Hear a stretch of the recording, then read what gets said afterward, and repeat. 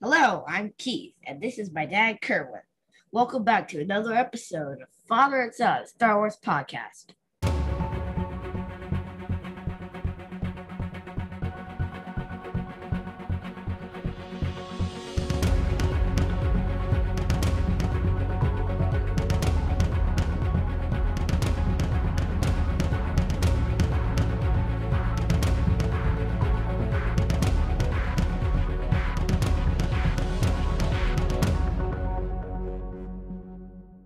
This is our spoiler review of Episode 6 of The Bad Batch, Decommissioned. Let's get started. Now, the Bad Batch are still on Ormantel. They're at the cantina. Omega is learning how to use her bow, so she's having target practice. Echo is showing her how to, use the energy bow. Right. Now, remember Sid from the last episode is back, the Trandoshan. She has a new assignment for them. She wants the Bad Batch to retrieve a tactical droid from Corellia. Right. And fun fact, Corellia is where Han Solo was born. And also, I guess you could say that's where his ship was born. Yeah. Because it's a Corellian YT freighter. Exactly. Okay. So now the Batch are on Corellia and they find a decommissioning site, right? Where the tactical droids are actually being destroyed. But there is one tactical droid left. Yeah. Now, tactical droids were in the Clone Wars. They're superior to both B1 and B2 battle droids. And basically, they're like the supreme intelligence behind the both of them. Nice. Okay. So this is a very valuable droid. Okay. So Hunter tells Wrecker to be on the lookout.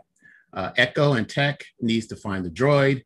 Omega is going to be the other person on the lookout, and she spots the droid's head. So the droid's head is detached, and she's about to go after that droid's head, and then all of a sudden just picks it up and takes it. Right, just swoops in and grabs it. And then when you find out who the person is, I literally jumped out of my chair. You jumped out of your seat. And why is that?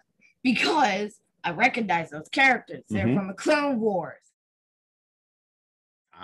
Trace and Rafa Martez. If you watch season 7 of the Clone Wars, you'll know who they are. Okay. Now, apparently, they are also assigned to retrieve this tactical droid, and this is the last one. Yeah. All right. And there is a race to capture this tactical droid's head. Right, because then Omega has it, then Rafa has it, then Trace has it, then Hunter has it, and then Omega has it, then Tom Brady has it, right. Omega has it again. It's like a football game. Yeah, it's crazy. And then all this noise and energy sets off the alarm, and there's a lockdown. Yep. Right. And now what the team has to do is actually Echo has to short the system in order to override the lockdown. Right. Right. He just shuts the entire system down. Right. Now, what they have to do now is actually power the system back up. So they ask Wrecker if he can get to that control panel to power the system back on.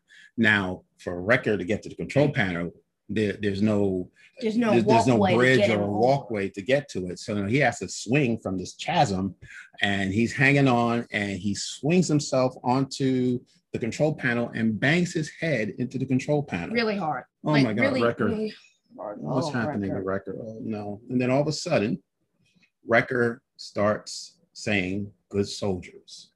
And then good soldiers follow orders. Right. And he's hearing Crosshair's voice in his head. And I'm wondering, I actually saw this scene more than once. And I'm thinking, is Crosshair actually speaking to him? Or is he just recalling something that Crosshair said in the past? Most likely he's just recalling what Crosshair said. Mm-hmm. But I find that it's interesting because I was thinking originally that maybe Crosshair is actually literally speaking to not just Wrecker, but all the clones and trying to deactivate their inhibitor chips. Well, activate them, not deactivate. Oh, you're right. I'm sorry. Activate the inhibitor chips. Right. Well, so I mean, that's kind of far-fetched, but you never know. But you recall in the first episode, Crosshair did repeat the line, good soldiers follow orders. So in front of Wrecker. So maybe Wrecker is recalling hearing that. Yeah. Good soldiers follow orders. So the point is there's something happening to his inhibitor chip. It's starting to activate, but he was able to, get past it, and he turned on the power. Now the power's back on. And the sisters are trying to reprogram this tactical droid's head to actually program the battle droids to attack the police droids, because the police droids are after the Bad Batch and the Martez sisters. Right. Right. Okay. And that worked. They're actually able to get the droid to, destroy the police droids. The head gets destroyed. We don't know if it's destroyed completely, but it gets shot at. But before that, Tech was very smart because he actually downloaded the intelligence from this droid, from the computer, onto a rod. So now they have this information. They have the droid's intelligence, downloaded to this rod. So it's okay that they don't have the head. Maybe they don't need it anymore. So now the Martez sisters are getting back to their ship, and the Bad Batch are going back to their ship. And there's a conversation about, what is the Bad Batch's mission? Who are you working for? Bad Batch has no idea who they're working for. They don't know if they're working for the good guys or for the bad guys. But the Martez sisters did mention that they are working for working against the Empire. Right. So Hunter does a very nice thing. He actually gives one of the sisters, I'm not sure which one it was, Rafa, the rod with the intelligence information, and tells her, okay, well, I'm giving this to you because I know you'll do something good with it. Right. Right. So the Bad Batch failed their mission.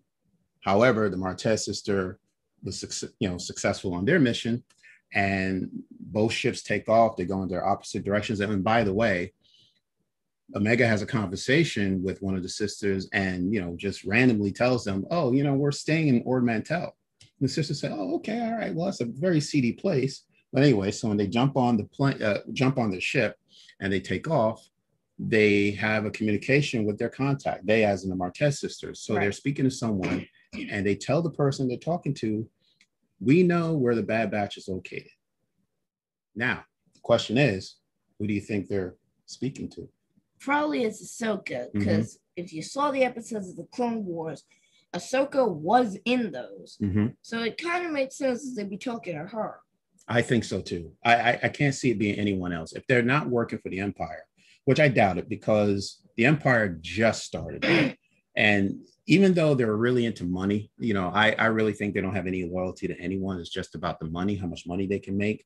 But I think they had a strong relationship with Ahsoka. So it makes sense to me that it's Ahsoka who they're looking for. Yeah. So that would be good because the Bad Batch is going to need some help, right? So hopefully it'll be Ahsoka, maybe it'll be Rex, maybe it'll be both. But I can't wait to see what happens. Yep. All right. That's the episode 6 of Decommissioned.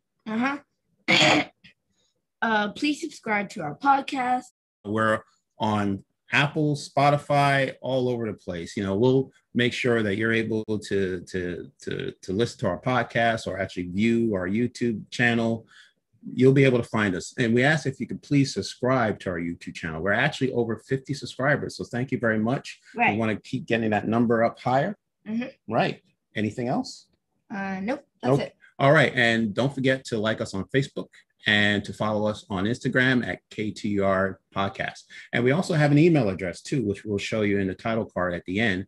But our email address is k2yardpodcast@gmail.com.